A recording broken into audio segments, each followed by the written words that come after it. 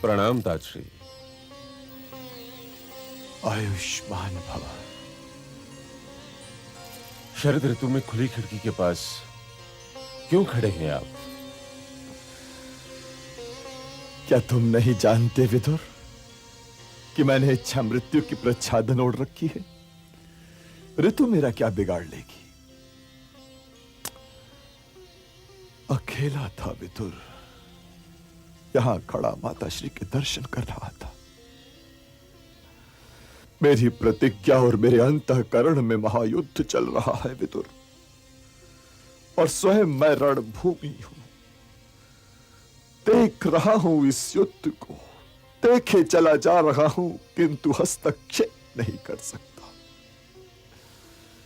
मेरी प्रतिज्ञा मुझे दुर्योधन की ओर खींच रही है, और मेरा अंतःकरण मुझसे कह रहा है कि गंगा पुत्र भीष्म, तुम कहां खड़े हो? मैं वो अभागा व्यक्ति हूं विदुर, जो जीवित रहना नहीं चाहता, किंतु जीवित रहने के लिए विवश है। मुझे बताओ विदुर, कि इस वृद्ध भीष्म के विषय में तुम्हारी नीति क्या कहती है? यह प्रश्न नीति का नहीं है ताजश्री, इसलिए यह खिड़की बंद कर लीजिए। आपकी आत्मा भी आपके वस्त्र ही की भांति चिन्हित नहीं है, श्वेत है। आप दुखी न हो, आप तो इतने महान हैं ताजश्री कि कीचड़ की कोई छींट उड़कर आपके श्वेत वस्त्रों तक आ ही नहीं सकती। यह भारतवर्ष सदैव इस बात पर गर्व करता रहेगा कि इसकी भूमि पर मर्यादा का आप जैसा छतनार वृक्ष उगा। और यदि भविष्य में कभी इस देश में वामनों की भीड़ लगी, तो अकेले दुकेले साधारण आकार के व्यक्तियों को आपका दृष्टांत उनकी ढारस बंधाएगा,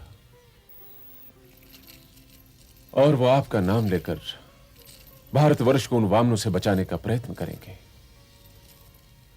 हे ताजश्री, मैं अपनी ओर से और इस देश के भविष्य की ओर से आपको प्रणाम करता हूं।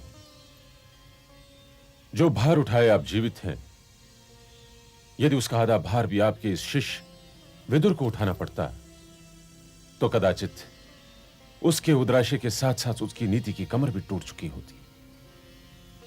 हाँ ताजश्री।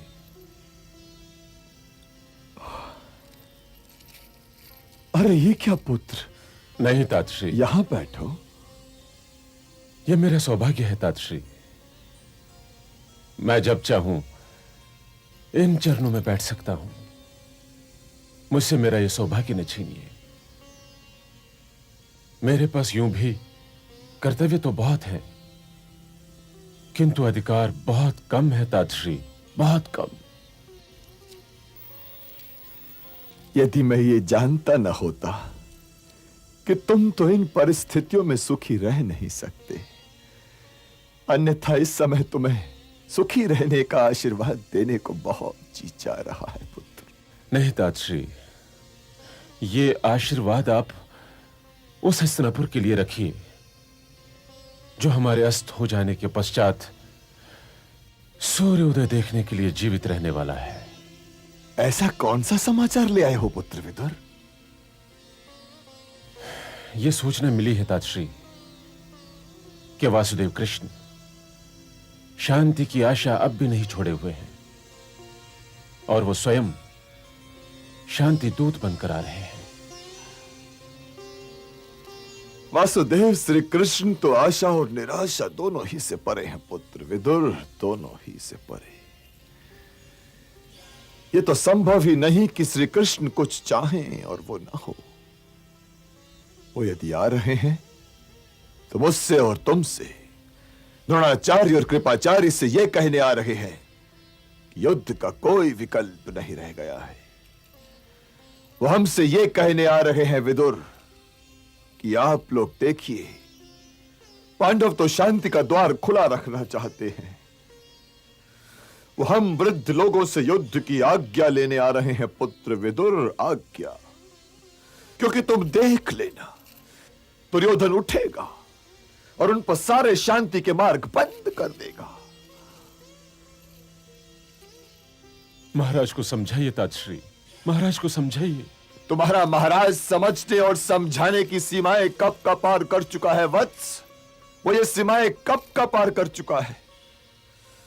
उसकी महत्वाकांक्षा उसे हस्तिनापुर के हितों से उड़ाकर बहुत दूर ले जा चुकी है विदुर, बहुत दूर। जानता हूं, फिर भी आप उनसे कह के तो देखिए ताजश्री। मेरी तो वो सुनते ही नहीं। उनसे कहिए ताजश्री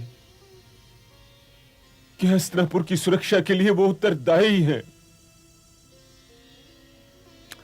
इतिहास दुर्योधन पर आरोप नहीं लगाएगा, वो तो उन्हीं को दोषी ठहराएगा।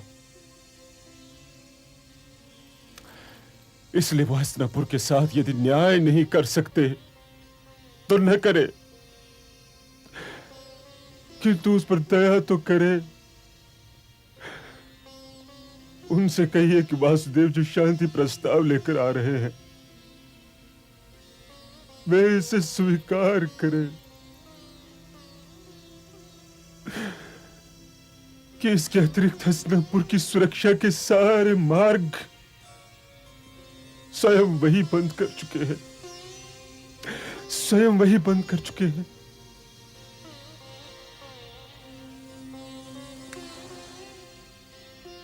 आप हस्तिनापुर की सुरक्षा के लिए वचनबद्ध हैं ताजश्री, वचनबद्ध है।